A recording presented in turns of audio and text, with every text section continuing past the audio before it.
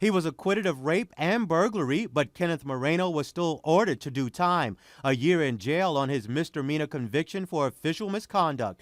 The woman who accused Moreno and his former partner Franklin Mata of rape was in the courtroom as the judge passed sentence. The clothing store executive wiped away tears as the judge told Moreno he acted like a criminal. The judge said the now fired officer told an incredible story of how he counseled the naked, intoxicated woman in her bed, but never had sex with her.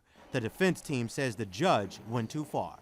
Of course I don't agree with that, and neither did the jury, by the way. I mean, if the jury found what the judge did about Ken's testimony, we'd be sentencing him for 50 years today, for rape and burglary charges. So, of course I don't agree with the judge's sentiment, but I'm sure the judge doesn't really care much that I don't agree with his sentiment. In May, a jury found the then officers violated NYPD patrol book guidelines. They returned to the woman's East Village apartment several times after initially helping her home. They didn't tell their bosses about the other visits.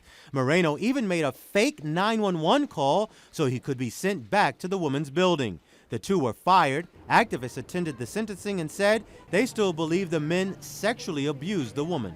We didn't think that verdict held in the court of common sense, but given the charges that the judge was making the decision on today, we had hoped for the max, and that's what he did. And I think that was a step toward restoring faith for the public in the NYPD and in the justice system. Chris Hazeltine was one of the jurors and attended the sentencing as well. He says he is defending the jury's not guilty verdict on the rape charges. He says most of the jurors, after sitting in the courtroom for 7 weeks, didn't think the evidence proved the woman was raped. For the judge to bring back all of the things that we found them not guilty on, is kind of offensive. I mean, we have a court of law, and yes, you hold people to certain standards, but the law is the law. And so I feel the judge was unfair. Moreno remains out on bail as his lawyers appeal his misdemeanor conviction. Mata is scheduled to be sentenced Wednesday. In Manhattan, Dean Meminger, New York 1.